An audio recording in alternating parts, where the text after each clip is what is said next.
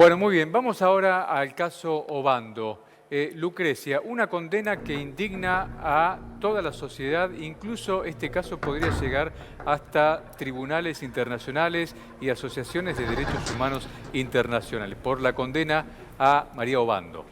Sí, esta semana se supo una segunda condena a María Obando.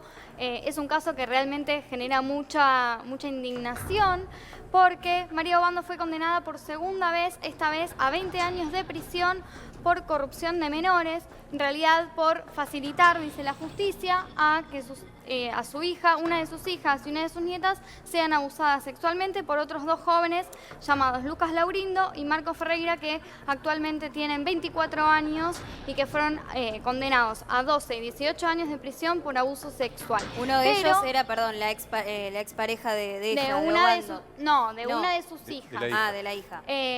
Bueno, toda esta causa denuncian desde la defensa y desde las organizaciones feministas también, que tiene muchas irregularidades, como por ejemplo que las cámaras GESEL que se le hizo a las niñas fue muy irregular, que por ejemplo las niñas no estaban al cuidado de María en el momento en que sucedieron estos abusos, y hay un tío, digamos, un cuñado de la abuela de estas niñas, que es quien hace la denuncia, que tiene denuncias por abuso sexual. Entonces, pero esta línea de investigación fue desestimada por la Fiscalía y se avanzó con la acusación contra María y contra estos dos jóvenes, que finalmente esta semana fueron acusados con unas penas muy altas para lo que se esperaba. Anteriormente, María Obando había sido condenada, en realidad fue absuelta, perdón, pero estuvo 1 año y medio presa. Sí. Acusada de no ocuparse de la nutrición de su hija, una niña de 3 años que falleció en los brazos de María cuando ella la estaba yendo a asistir. Recordemos que María es una persona que estaba en extrema vulnerabilidad, madre de 12 hijos, vivía en una zona rural en Misiones.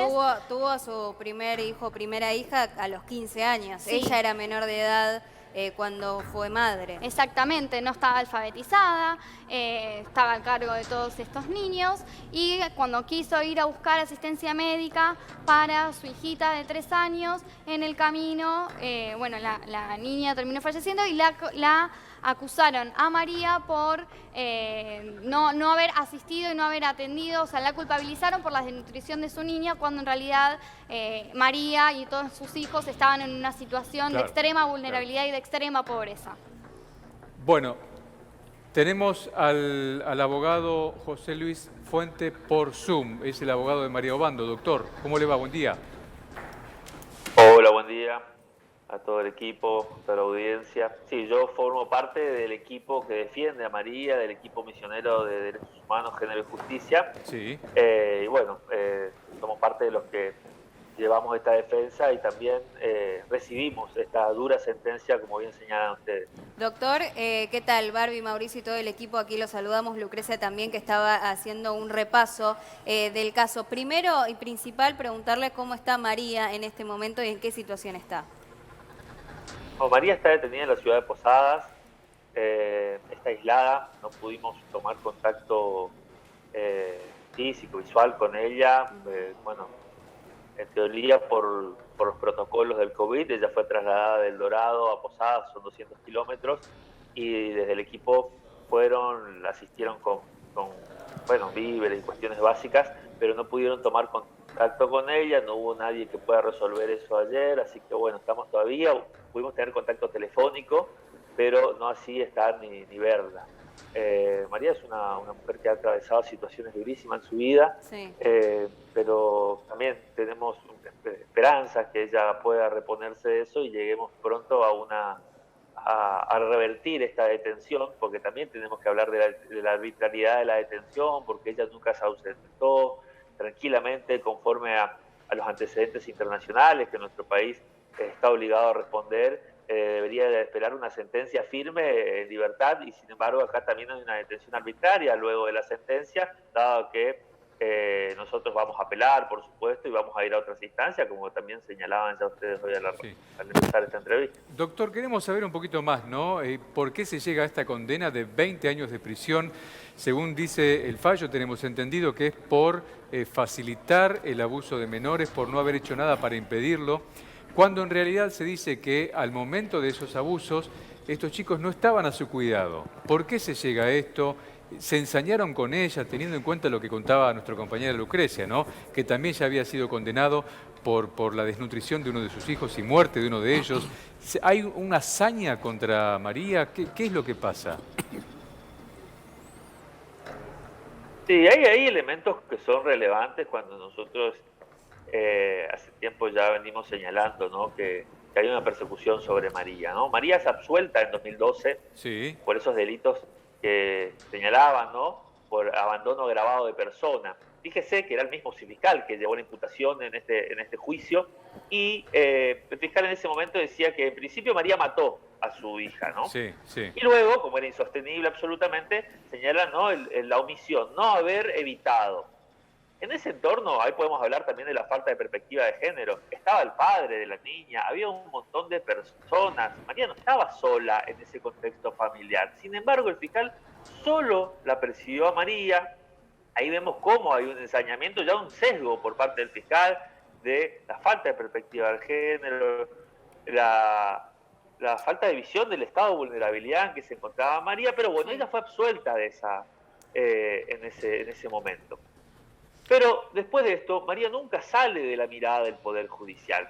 Pasa del poder, digamos, del fuero de derecho penal a el fuero de familia. María tuvo que ir a la justicia, pedir la restitución de sus hijas, y ahí se dio todo un proceso de persecución hacia María en términos que no responden a las prácticas que deben darse. María le buscaba a la policía, le hacían audiencias, hay informes de diferentes trabajadoras sociales, psicólogas. Sin embargo, a pesar de la ilegalidad de esos procedimientos, nunca surgieron de esos informes que haya habido en ese entorno, cuando esas niñas estuvieron con María, la situación ni señales de que estas estuvieran sufriendo estos delitos de abuso. Sí, sí. En 2013 a María, arbitrariamente, porque si fijamos esas actas, es absolutamente de manera arbitraria, le sacan sus niñas y ¿Bajo qué argumento? luego de eso, con los argumentos de que estaban,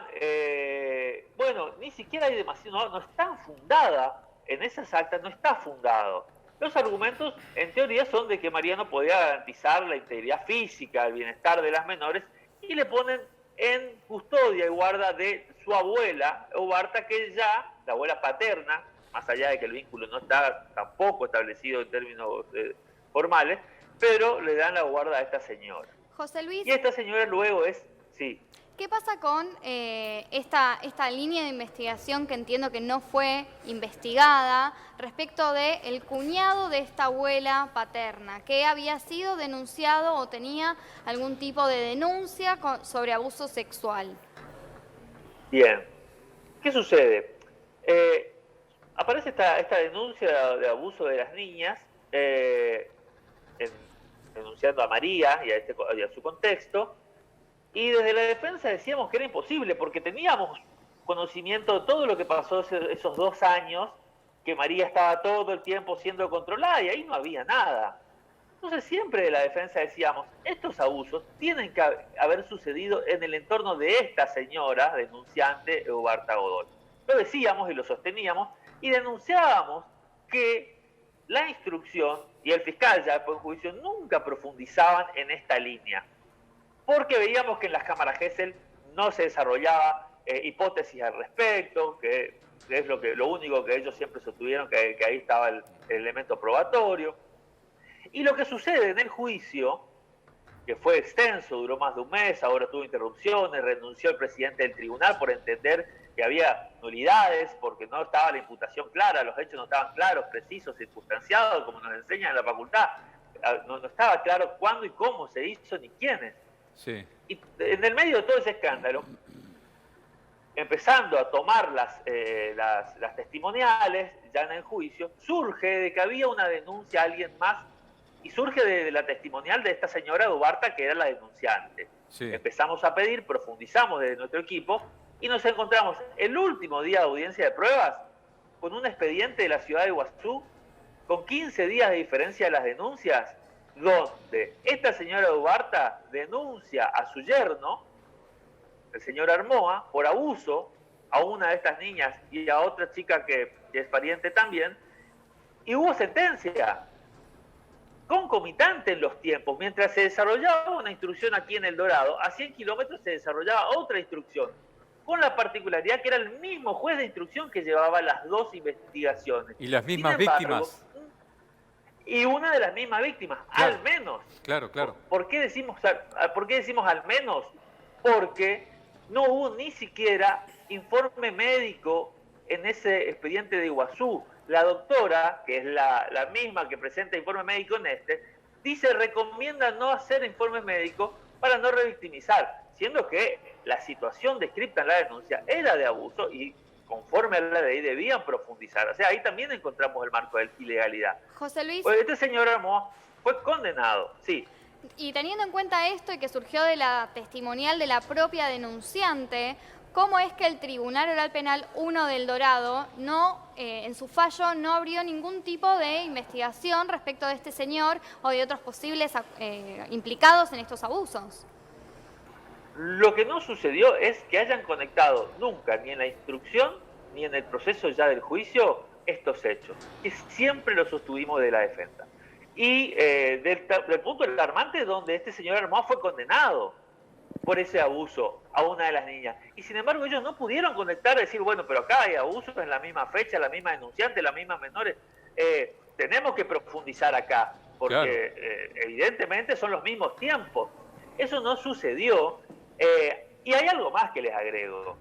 Era el mismo juez de instrucción que llevaba las dos investigaciones, que no pudo conectar, no se dio cuenta, no sé. No, hay algo raro. Y después tenemos el mismo fiscal en el juicio fue el que llevó la imputación ahora, María, y que pidió los 22 años María, fue el que pidió, el que termina llevando la imputación a ese señor Armoa, que fue condenado. Y algo más, el bonus track sería, también fue el mismo tribunal con sus mismas 3 integrantes. O sea que llegamos al punto de que es ilusorio que ellos no puedan conectar que estaba sucediendo todo eso en el mismo momento y que no puedan tomar como una línea de investigación mínima que complejice lo que estaba sucediendo. Hicieron caso omiso a todo esto y sentenciaron la semana pasada, el día miércoles, dándole 20 años a María, 18 y 12 años a los muchachos que tienen defensa oficial, pero que también nosotros en este proceso nos encontramos que, por ejemplo, durante todo el proceso de instrucción, que duró 5 años, a ellos le imputaban por hechos que sucedían, en la misma instrucción decía, entre el 2012 y el 2014, y ellos eran menores, y estuvieron detenidos con prisión preventiva vencida largamente.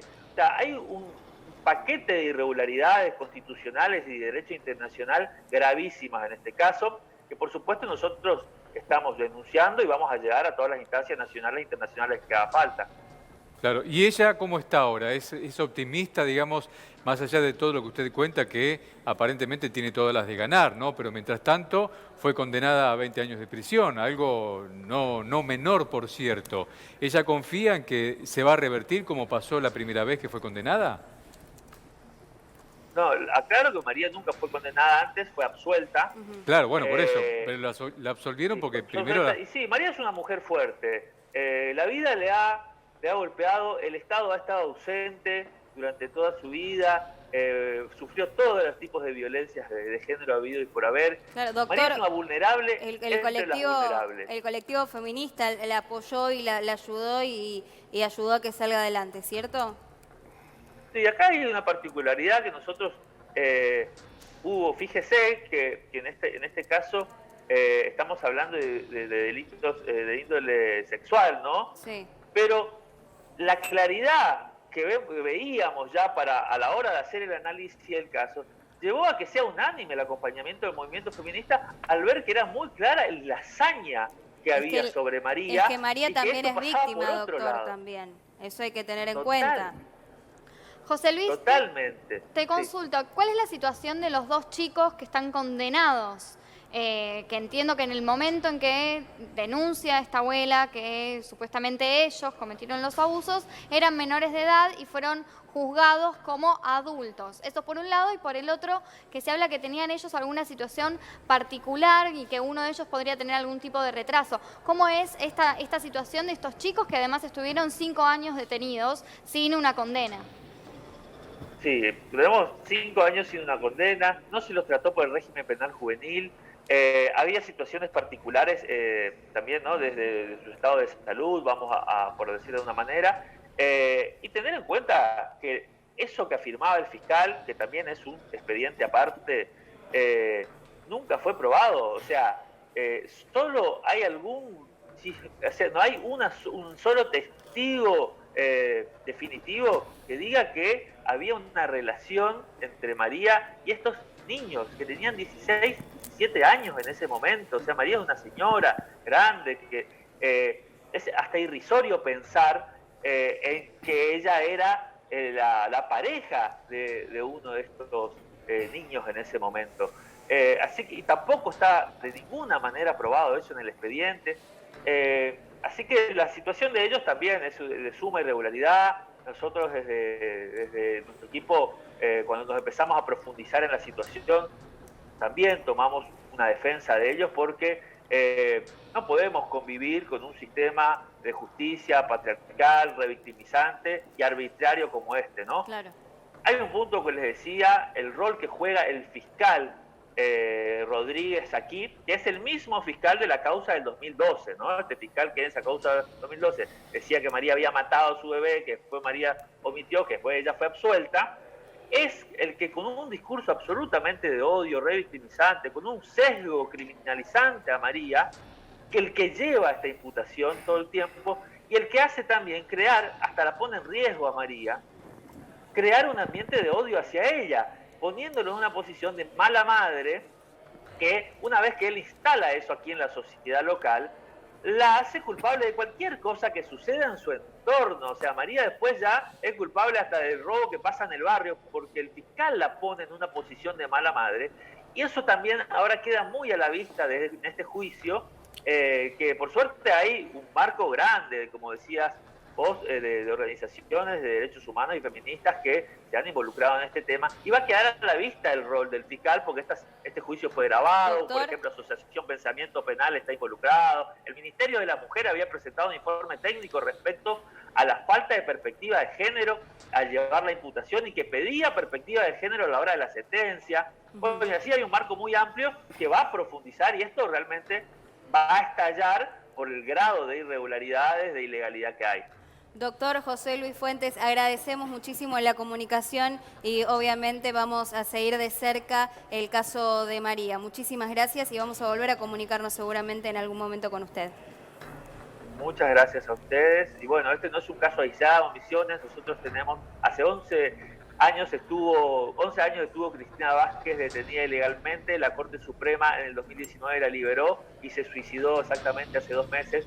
Entonces esto no es un acto aislado, hay irregularidades profundas en el Poder Judicial de Misiones y agradecemos este rol de difusión que nos dan ustedes. No, por favor, es nuestro trabajo. Muchísimas gracias.